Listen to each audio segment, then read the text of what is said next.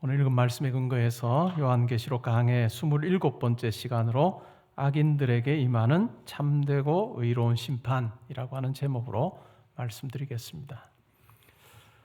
우리 신앙생활의 큰 주제이기도 하고 또한 싸움이기도 한 것, 그것은 바로 하나님을 신뢰하는가라고 하는 것입니다. 하나님을 내가 얼마나 의지하고 절대적인 주권을 가진 하나님을 내가 믿으며 사는가. 이것은 실질적으로 토론을 통해서나 아니면 논증을 통해서 하는 것은 쉬울지 모르지만 주권자이신 하나님에 대한 그와 같은 부분을 인정하는 것, 그것이 내 삶의 자리로 오면 또 다른 이야기다라고 하는 것을 우리는 경험합니다. 우주 만물을 지으신 하나님, 또 나를 지으시고 예수 그리스도 안에서 나를 구원하신 그 하나님께서 분명한 뜻을 가지시고 내 삶에 역사하고 계신다라고 하는 것을 인정하는 것은 그냥 쉽게 예수를 믿었다고 쉽게 되는 일은 아니라는 것을 우리가 잘 알고 있습니다. 우리의 삶에서 이 스트러글이 항상 있습니다. 때로는 내가 주인 되어 살려고 하죠. 때로는 기도의 자리에서마저도 하나님 앞에서 하나님 이것 해주셔야 하나님 내 삶에서 더 분명한 뜻을 이루실 수 있는 것 하나님 아시나요? 라고 하는 그와 같은 마음으로 때로는 하나님 앞에 강청하는 그러한 우리의 모습을 발견할 때도 있습니다. 그러나 시간이 지나고 신앙이 더 깊어지면 하나님 앞에 순종하는 것이야말로 하나님의 뜻 앞에 내가 겸허히 내 뜻을 내려놓고 절대 주권자이심을 고백하는 것, 그것이야말로 우리 인생에서 가장 중요한 것이다 라고 하는 것을 확인하게 됩니다. 우리 예배의 자리가 그렇고 기도의 자리가 그렇습니다. 내가 주인 되어 살던 그것을 내려놓는 거죠. 하나님이 내 주인이십니다. 내 삶을 주관하십니다 라고 하는 그 고백을 하는 시간이 바로 이 예배의 시간이라고 저는 생각을 합니다. 오늘 우리가 읽었던 말씀도 이 주제와 아주 밀접한 관련을 가지고 있습니다. 하나님의 심판이죠. 마지막 심판, 시리즈 중에서 마지막 심판입니다. 인재앙 심판이 있었고 나팔재앙 심판이 있었고 오늘 대접재앙 심판입니다. 제가 요한계시록을 강해하면서 절대로 이것은 시간 연대순으로 우리가 이해해서는 안 된다. 재앙 시리즈가 있고 그 다음에 나팔재앙 시리즈가 있고 그 다음에 대접재앙 시리즈가 있는 이렇게 연쇄적으로 일어나는 일이 아니라 하나님께서 이 세상의 역사를 주관하시고 또한 이 세상에 개입하시는 그 일에 있어서 하나님께서 얼마나 악을 싫어하시고 또 악한 자들을 내버려 두지 않으시고 하나님께서 심판하신다라고 하는 것을 이 세 시리즈 심판을 통해서 우리에게 보여줍니다. 왜 그러면 세 시리즈일까? 우리 인간의 완악함, 또한 죄라고 하는 것이 하나님의 통치와 얼마나 멀어져 있는가를 보여주기 위해서 반복적으로 그러면서도 점층적으로 하나님의 일하심이라고 하는 것을 잘 보여주는 것이 바로 이 심판 시리즈라 할 수 있습니다. 이 심판 시리즈를 우리가 이해할 때는 항상 요한계시록에 나오는 성도들의 외침과 기도를 우리가 기억할 필요가 있습니다. 예수를 믿는 일로 인해서 핍박을 당했습니다. 경제적인 어려움을 당했습니다. 그리고 때로는 목숨을 잃기도 한 성도들, 그들이 죽어가고 핍박당하는 모습을 보면서 과연 하나님 어디 계십니까? 하나님 정말 살아서 역사하십니까? 자기 백성을 붙들어 주신 것 맞습니까? 또한 교회를 하나님 보존하시려고 하는 계획이 있으신 것 맞습니까? 라고 하는 여러 물음이 던져질 수 있습니다. 그리고 사람들이 생각하는 타이밍이 있습니다. 하나님 이때 이렇게 일하셔야 된다라고 생각을 하고 기대하고 때로는 기도도 하지만 하나님께서는 사람들이 원하는 그 타이밍에 일하시지 않은 경우가 많습니다. 우리가 생각할 때는 사람이 죽어갈 때 믿음의 고백을 하면서 이제 처형당할 그 위기에 처해 있을 때 하나님이 짠하고 나타나셔서 구원해 주신다면, 아니 처형하려고 하는 사람들의 손을 마비시키시고 정말 하나님이 이것을 얼마나 싫어하는가를 보여주면 정말로 극대화될 것 같은데 하나님께서는 그렇게 일하시지 않을 때가 있습니다. 그냥 그 칼에 그 창에 또한 불태워 죽이려고 할 때 그냥 고스란히 희생당하도록 내버려 두신 하나님이십니다. 우리가 생각하는 것과 다른 하나님이죠. 우리가 기대하는 것과 다른 하나님일 수 있습니다. 그러면 이런 물음이 던져지죠. 과연 하나님 정말 우리 성도의 삶을 보고 계십니까? 라고 그렇게 물음을 던집니다. 그 물음에 대한 답이 바로 이 심판 시리즈입니다. 하나님께서는 자기의 시간표 안에서 역사하십니다. 우리 삶을 보아도 마찬가지입니다. 우리 삶에도 우리가 기대하고 바라는 그와 같은 시간대에 하나님께서 역사하지 않은 적이 있습니다. 우리가 하나님 이렇게 일해 주십시오라고 하나님 앞에 기도하지만 하나님은 때로는 침묵하십니다. 그러나 하나님의 때가 됐을 때, 역사하실 때 내가 생각했던 것과 그 방식과는 상당히 다르게 역사하실 때가 많은 것을 우리의 삶 자체가 증명하고 있는 것이죠. 오늘 이 마지막 심판 시리즈, 7 대접 심판 시리즈 중에 우리가 읽었던 것이 4개의 대접 심판인데 이것이 바로 성도들의 그 기도에 대한 응답입니다. 침묵하지 않으시고 외면하지 않으시고 하나님께서 악한 자들과 또한 악을 추종하고 또한 악의 근원인 이 사탄을 내버려 두지 않으시고 하나님께서 심판하신다라고 하는 것을 오늘 본문이 이야기해 주고 있습니다. 16장 1절에 이렇게 이야기하고 있습니다. 또 내가 들으니 성전에서 큰 음성이 나서 7 천사에게 말하되 너희는 가서 하나님의 진노의 7 대접을 땅에 쏟으라. 7 대접을 땅에 쏟으라. 이제 이 땅에 하나님의 심판이 임하는 것에 대해서 이야기를 합니다.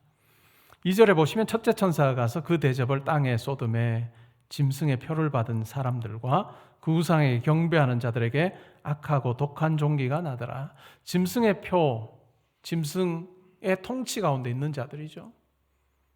그리고 어린 양의 표, 어린 양의 어떤 표식을 받은 사람은 성도들이죠. 누구의 통치 가운데 있는가라고 하는 것을 이 표라고 하는 것을 통해서 요한계시록에서는 이야기를 해줍니다. 우리가 요한계시록 살피면서 이것이 절대로 바코드나 이건 아니라는 것을 제가 여러 차례 말씀드렸습니다. 짐승의 통치 아래 사는 자들을 상징적으로 그렇게 묘사하고 있는 것이죠. 근데 그들에게 첫 번째 대접을 쏟으며 그들에게 악하고 독한 종기가 나게 합니다. 그리고 둘째, 셋째 대접을 우리가 보면서도 출애굽기에 나오는 10재앙, 바로 왕과 또한 그를 따르는 많은 사람들에게 하나님께서 행하셨던 이 10재앙과 흡사한 부분이 참 많구나 이런 생각을 하게 됩니다. 인재앙에도 마찬가지고 또 나팔재앙에도 마찬가지였죠. 하나님께서 이 심판을 이 땅에 행하실 때 출애굽기에 나타나는 그와 같은 재앙들과 흡사한 재앙들을 많이 행하십니다. 그것이 무엇을 의미할까요? 그것은 바로 이 땅이 존재한 이후로 또 사탄이 존재한 이후로 항상 사탄은 하나님을 대적하는 그와 같은 자로 살았습니다. 그리고 사탄을 추종하는 많은 무리들이 시대별로 다 있었던 거죠. 근데 하나님께서 그 사탄을 따르는 무리들을 심판하시는 그와 같은 일들을 행하셨고 그것은 여러 시대에 동일하게 같은 모양으로 다양하게 그렇게 역사하셨다라고 하는 것을 우리에게 보여주고 있습니다. 독한 종기가 난 것, 이 독한 종기라고 하는 것, 예수님의 비유 중에 부자와 나사로 비유 중에 나오는 거지 나사로가 이 독한 종기를 가졌던, 그래서 개가 와서 핥아 주었던 그런 이야기를 할 때도 이 표현이 등장합니다. 얼마나 비참하고 힘든 모습을 보여주는지요. 이것은 단지 육체적인 어떤 종기뿐만 아니라 하나님으로부터 분리되었을 때 영적으로 당하게 되는 그와 같은 고통도 이 속에 담겨 있습니다. 상징적으로 설명하는 거죠. 두 번째 대접, 세 번째 대접에 대해서 이야기를 하는데요. 특별히 어떤 일이 벌어졌는가라고 하는 것을 이야기함과 동시에 이 대접 재앙이 가지는 그 의미에 대해서도 풀어서 설명합니다. 3절에 보시면요. 둘째 천사가 그 대접을 바다에 쏟음에 바다가 곧 죽은 자의 피같이 되니 바다 가운데 모든 생물이 죽더라. 셋째 천사가 그 대접을 강과 물 근원에 쏟음에 피가 되더라. 이 두 번째, 세 번째 대접 심판, 재앙이라고 하는 것은 물이 변하여 피가 되게 하는 겁니다. 물이 변하여 피가 되게 하는 겁니다. 이것 또한 우리가 출애굽 때 있었던 그와 같은 재앙 중에 하나다라고 하는 것을 알 수 있는데, 확인할 수 있는데요. 바다라고 하는 것이 가지는 의미가 뭘까요? 특별히 요한계시록에서 바다는 이 사탄이 통치하는 영역으로 묘사됩니다. 사탄이 통치하는 그 영역이 바로 바다이죠. 그래서 바다에서 올라온 짐승 이런 이야기가 요한계시록에 있었다는 거 우리가 잘 알고 있습니다. 근데 하나님께서 하나님의 때에 이 바다에, 그것이 바닷물이 변하여 피가 되게 하십니다. 그래서 사탄의 통치 영역 가운데 하나님께서 직접적으로 심판하시는 부분에 대해서 이야기를 합니다. 그리고 세 번째 대접 심판에도 보면 강과 물 근원에 쏟아서 피가 되게 하는 아주 구체적인 그런 하나님의 심판의 모습이죠. 이 심판의 경우를 1세기의 상황에서 생각을 해보면 어떨까요? 로마라고 하는 그 도시, 그 제국은, 로마를 중심으로 한 이 제국은 이 바다, 특별히 이탈리아 남부에 있었던 로마라고 하는 도시는 정말 바다에 인접해 있습니다. 그러니까 이 해양 무역이라든지 아니면 바다에서 잡는 고기를 통해서 이 로마라고 하는 도시가 아주 번성을 했습니다. 우리가 흔히 이제 요한계시록 뒷부분에 가면 바벨론이라고 부르는 그와 같은 도시가 바로 로마인데, 이런 로마가 로마되게 했던 이와 같은 이 바다, 이 경제적인 어떤 그와 같은 부를 누리게 했던 이 바다라고 하는 것에 직접적으로 하나님께서 개입하셔서 이제는 그 로마가 로마되게 했던 그것을 무력화시키시는 그러한 부분에 대해서 이야기를 하고 있습니다. 셋째 대접을 부었을 때 그 모습을 보면 실질적으로 바로 왕을 섬겼던, 출애굽기에 보면 바로 왕을 섬겼던 그와 같은 술사들도 모세가 물이 피가 되게 했을 때 그들 또한 그와 같은 일을 행합니다. 근데 그것보다 훨씬 더 근본적인 부분을 이야기해 주기 위해서 뭐라고 이야기할까요? 강과 물 근원에 쏟아부어서 피가 되게 했다라고 하는. 그래서 우리가 생각을 해보면 이 대접재앙이라고 하는 것은 훨씬 더 포괄적으로 하나님의 심판이 어떻게 이루어지고 있는가라고 하는 것을 이야기해 줍니다. 인재앙이나 나팔재앙의 경우에도 바다가 피해를 입기도 했죠. 바다에 있는 3분의 1의 배들이 파손이 되고, 또 물고기들이 3분의 1, 사람들이, 이런 이야기들이 쭉 있었는데, 이제는 그것보다 훨씬 더 분명하게 정말로 이 심판의 어떤 영역 자체가 더 확장되어서 설명되고 있습니다. 5절에 보시면 이런 내용이 나옵니다. 내가 들으니 물을 차지한 천사가 이르되 전에도 계셨고 지금도 계신 거룩하시니요 이렇게 심판하시니 의로우시도다. 그들이 성도들과 선지자들의 피를 흘렸으므로 그들에게 피를 마시게 하신 것이 합당하니이다. 7절에 보시면 또 내가 들으니 제단에서 말하기를 그러하다 주 하나님 곧 전능하신 이시여 심판하시는 것이 참되시고 의로우시도다. 이 심판이라고 하는 것이 얼마나 정당한 것인가 라고 하는 것을 천사가 이야기를 하고 제단에서 이야기합니다. 동해복수법 혹은 동태복수법이라고 하는 그와 같은 양상을 띠고 있습니다. 구약 성경에 보면 뭘까요? 눈에는 눈, 이에는 이 라고 하는 이 동해복수법이 있습니다. 그런데 하나님께서 일하시는 방식도 여기서는 그와 같은 흡사한 방식으로 일합니다. 하나님의 백성을 죽여서 피 흘리게 했던 자들에게 그들이 정말로 피를 마시게 함으로 그들 속에 고스란히 그 고난을 그대로 당하게 하시는 그 같은 하나님께서 되갚아 주시는 부분에 대해서 이야기를 하고 있습니다. 이것을 우리가 생각해 보면 하나님의 일하심이죠. 하나님께서 하나님 백성들의 고난에 대해서 눈 감고 계시지 않고 침묵하시지 않고 하나님의 때가 되었을 때 우리가 생각하는 것보다 훨씬 더 분명하게 이 땅에 자기의 통치를 드러내시고 또한 자기가 어떠한 분이심을 보여주시는 삶을 정말로 보여주신다는 것을 우리가 분명하게 이 구절을 통해서 확인할 수 있습니다. 그리고 8절 9절에 보시면 넷째 천사가 그 대접을 해에 쏟음에 해가 권세를 받아 불로 사람을 태우니 사람들이 크게 태움에 태워진지라. 이 재앙들을 행하는 권세를 가지신 하나님의 이름을 비방하며 또 회개하지 아니하고 주께 영광을 돌리지 아니하더라.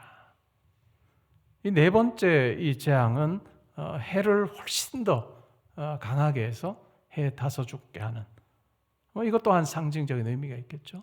하나님께서 온 우주 만물을 주관하시는 분이시다라고 하는 것을 아주 분명하게 보여주고 있습니다.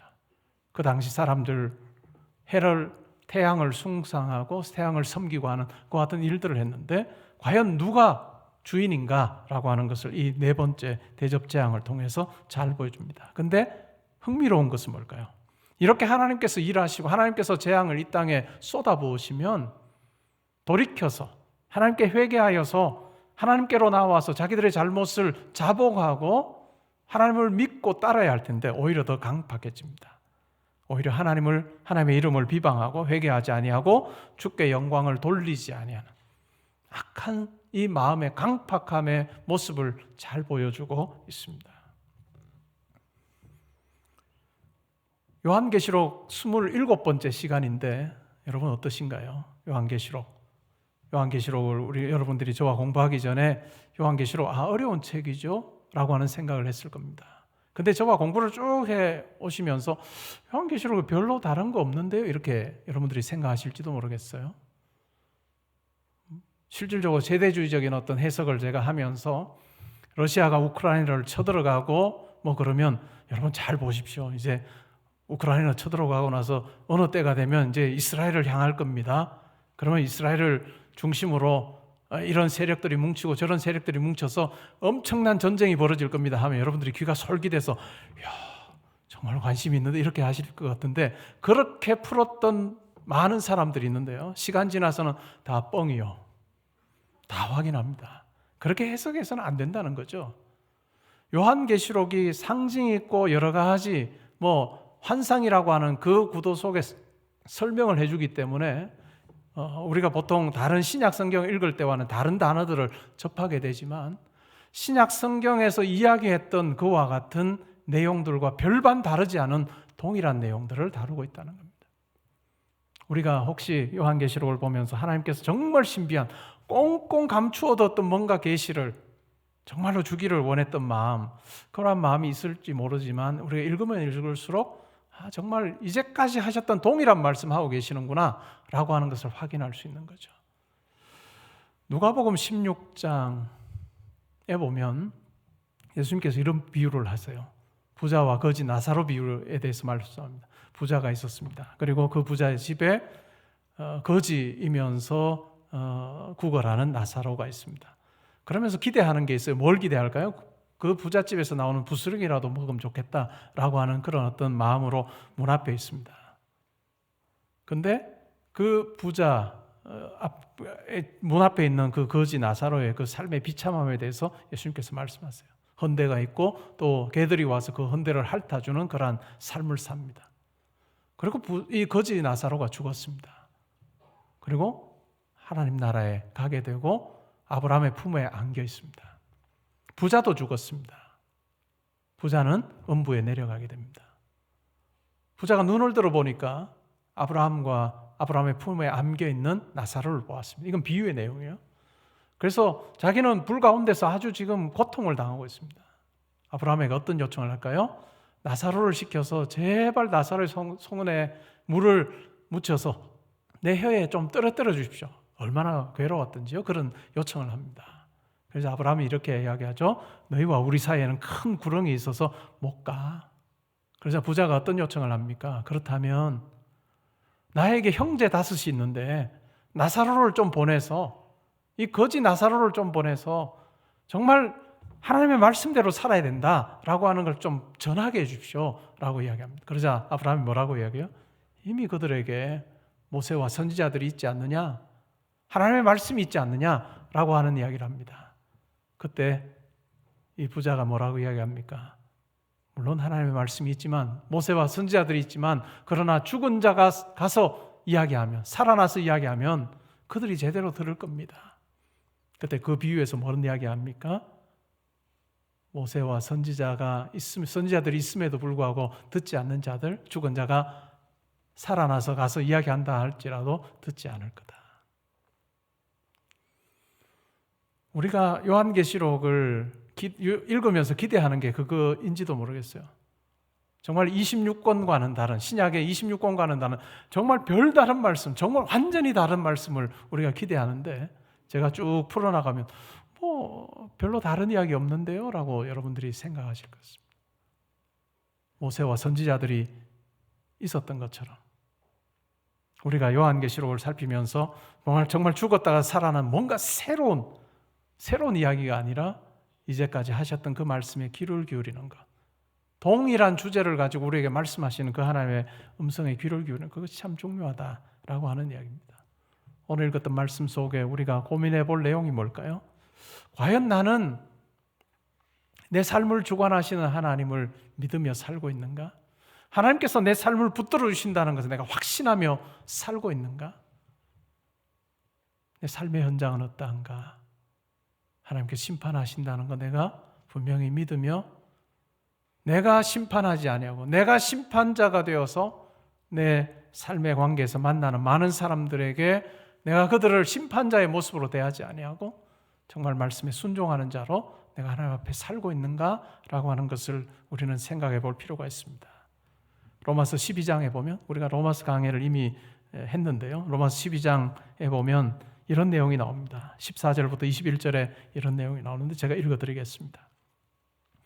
너희를 박해하는 자를 축복하라. 축복하고 저주하지 말라. 즐거워하는 자들과 함께 즐거워하고 우는 자들과 함께 울라. 서로 마음을 같이하며 높은 데 마음을 두지 말고 도리어 낮은 데 처하며 스스로 지혜 있는 채 하지 말라. 아무에게도 악을 악으로 갚지 말고 모든 사람 앞에서 선한 일을 도모하라. 할 수 있거든 너희로서는 모든 사람과 더불어 화목하라. 내 사랑하는 자들아, 너희가 친히 원수를 갚지 말고 하나님의 진노하심에 맡기라. 기록되었으되 원수 갚는 것이 내게 있으니 내가 갚으리라고 주께서 말씀하시니라. 내 원수가 줄이거든 먹이고 목마르거든 마시게 하라. 그리함으로 내가 숯불을 그 머리에 쌓아놓으리라. 악에게 지지 말고 손으로 악을 이기라. 악에게 지지 말고 손으로 악을 이기라. 악을 악으로 갚지 않을 수 있는 것, 그것은 바로 심판하시는 하나님이 있다, 주관자이신 하나님이 있다라고 하는 것을 믿을 때 비로소 우리의 삶에서 적용하고 실천할 수 있을 것입니다. 여러분의 기도의 자리에서, 예배의 자리에서 과연 누가 주인인가? 정말 누가 주인 되어서 내 삶을 주관하고 있는가를 한번 살펴보면 좋겠습니다. 내가 주인 되는 것이 아니라 나에게 생명 주시고 또한 영의 생명을 허락하신 하나님께서 내 주인이심을 내가 분명히 믿습니다. 나와는 비교할 수 없는 전능하시고 전지하신 아버지께서 내 삶에 함께 하심을 믿습니다 라고 하는 그 고백이 우리 가운데 있으면 좋겠습니다. 이것이 있을 때 때로는 우리 속에 우리를 힘들게 했던 많은 상황들이 있을 수 있어요. 아니면 미래를 보면서 노심초사하게 하는 것과 같은 일이 있습니다. 그러나 정말 하나님께서 주관자 되신다라고 하는 것을 묵상할 때 비로소 우리 마음에 평안이 찾아오고 두 다리 쭉 뻗고 잘 수 있는 그 은혜가 있다는 것 우리가 기억하면 좋겠습니다. 오늘 우리가 찬양을 부르고 나서 우리가 기도할 때도 여러분이 간구할 것도 많고 하나님 이것 도와주시면 좋겠습니다 하는 그러한 내용들이 있을 거예요. 그러나 그 내용을 아뢰기 전에 나와는 비교할 수 없는 하나님께서 내 삶에 함께 하신다. 그리고 이 땅을 하나님의 공의대로 주장하고 계신다는 것을 분명히 믿으면서 우리의 간구가 올려지면 좋겠습니다. 사랑하는 성도 여러분, 그리스도 안에서 저와 여러분을 아들, 딸 삼으신 하나님께서 우리와 항상 동행하신다는 것, 우리의 생각을 뛰어넘어 가장 선한 길로 인도하신다는 것 우리가 믿으며 하나님 아버지와 동행하는 같은 삶 사시기를 주님의 이름으로 축복합니다. 아멘. 우리